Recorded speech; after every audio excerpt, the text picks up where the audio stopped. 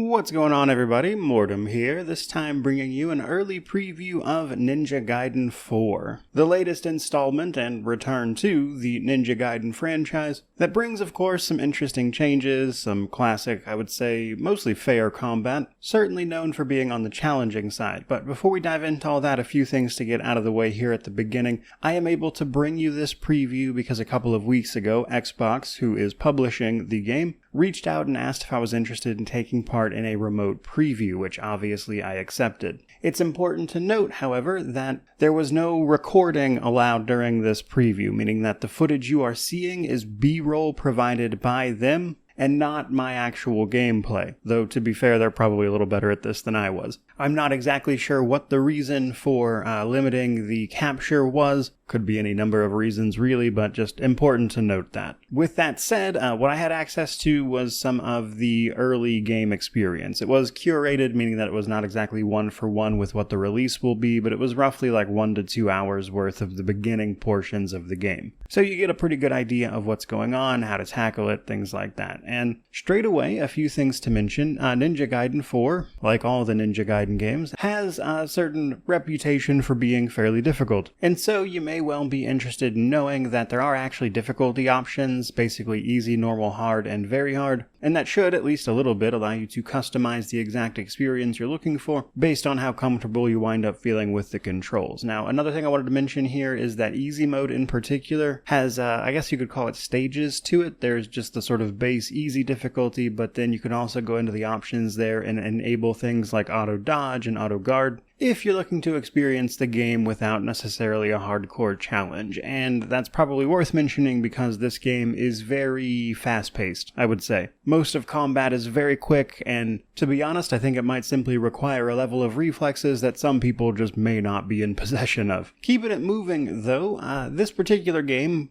mostly sees us in the role of a new generation ninja, which is Yakumo, a member of the Raven clan on a mission to destroy the Dark Dragon by whatever means they can manage. Ryu Hayabusa, the sort of main guy from all of the other games, is in the game as at least playable in the challenge modes, which are new here. Pretty straightforward though, allowing you to, of course, tackle various trials or just replay boss fights on various difficulties with even extra modifiers and the like, if you're looking to really push yourself. Ryu also has a role in the story, but from this limited preview, I'm actually not entirely sure what his role will wind up being in totality, but figured I'd throw that in as a mention here. Talking a little bit about the story, though, it does not appear to me that it be wildly important you have played the previous games. I think this is probably going to be a fine enough place to jump in if you are looking to do so. In this particular title, we are met with a version of Tokyo that has frankly seen better days. After previously, Ryu Hayabusa had stopped the Dark Dragon, one of the divine gods, from rampaging around the world,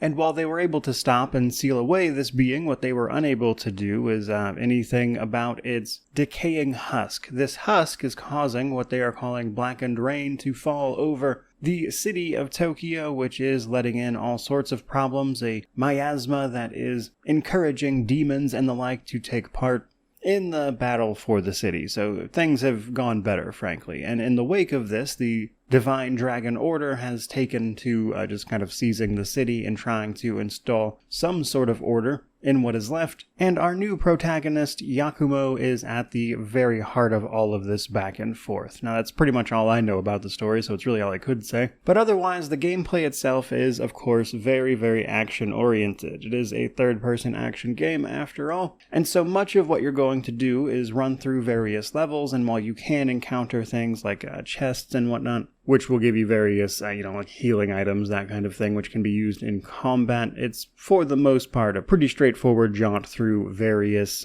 combat arenas, but there are some things in between those. For instance, there's a pretty big emphasis on movement here, making full use of the 3D space. You've got wall running, some parkour-esque elements. You get a grapple hook at one point to just sort of move through the environment, and that does play a role in combat as well, as it is possible to use some of this movement there in order to quickly traverse places to get up to, say, ranged enemies, or simply get out of the way of more sweeping melee characters, that kind of thing. And while we'll talk more in depth about combat in just a moment, another thing to keep in mind, however, is that at the various sort of shrines you can find, which serve as the Raven Clan checkpoints, you can accept various side missions. These are basically rewards for either engaging combat within certain parameters or exploring the levels and finding little extra stuff like hidden items that you can turn in, which is how you're going to get a lot of gold in addition to defeating enemies, or ninja coin as it's called, and you can spend those at the shrines to buy various items to get you through the game's various levels. In addition to those shrines, another thing you can spend this on is Tyran. So occasionally you'll run into these ravens, which will summon in the sort of Raven Clan instructor who you can buy and practice abilities from to sort of customize your exact loadout and what you want to do. So there is some progression in that sense as you'll unlock more and more of like the move sets and that kind of thing. Now when it comes to combat itself, obviously a lot going on here, but to run you through some of the basics that I encountered, you've basically got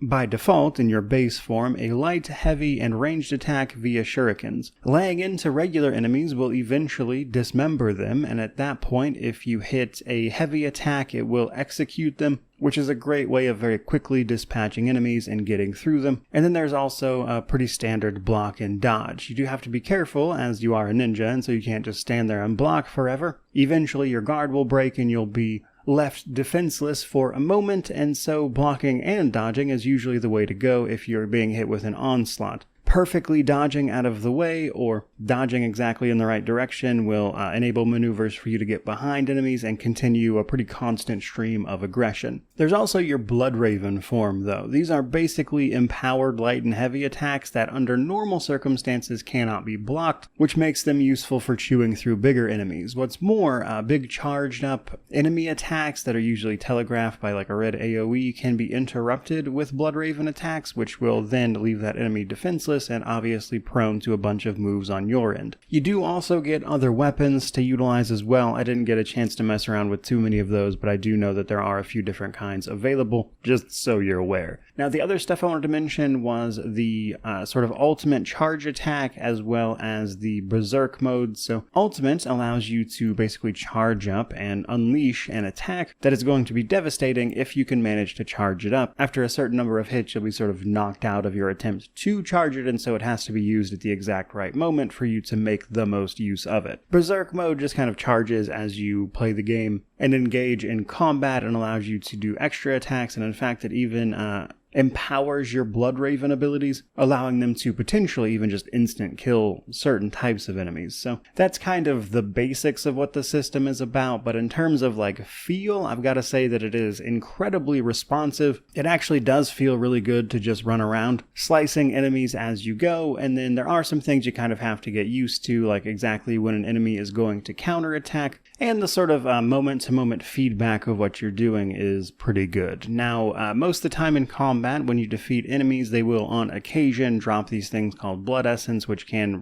restore some of your health. It's pretty minimal in terms of like the amount of health you will lose to getting attacked, especially if you get hit in the back, but it does offer a way outside of just healing items to recover health and then kind of keep going without healing items. Now, the catch there is blood essence can also be used to help you charge up your ultimate, so there is a little bit of interplay in how you actually use it there. Now, as a couple of points of notes before I move to wrap this up, after all it was a pretty short preview at the end of the day, there's a sort of boss at the end of the preview known as a formidable enemy, and something I noticed with this guy is that his big wind-up charge attack that you're supposed to hit with a Blood Raven attack to interrupt wasn't so much a big charge attack as a nearly instantaneous attack. Like the moment from the telegraph to you seeing it to it hitting you is like a split second. And I think the key there is that if you are in the middle of an attack and, trying to be a little aggressive yourself, then you're going to get punished by not being able to react to that telegraph quickly enough. And while this boss is not so difficult as for this to be like run ending or anything, it's mostly just kind of annoying in the moment. I will say that I hope that that is not a mechanic that a lot of the bosses lean into later, because I didn't love that personally, but I don't really think it's a big deal either. The other thing I wanted to mention is that, like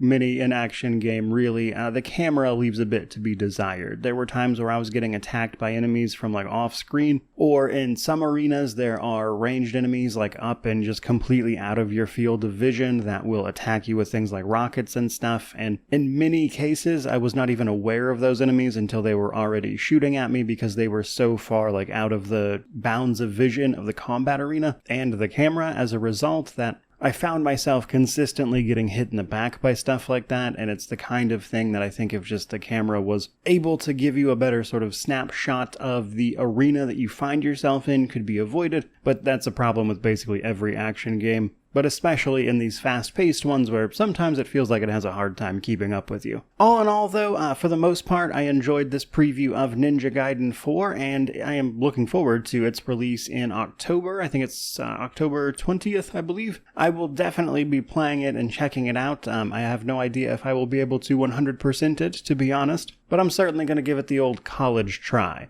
As for today's video, though, I think that's pretty much going to wrap it up. Hope you enjoyed it. If you did, by all means, like, comment, subscribe. Let me know how you feel about this one down in the comment section below. But regardless of any of that, truly, just thank you so much for watching. I really do appreciate it. May you wander in wisdom and have an amazing day.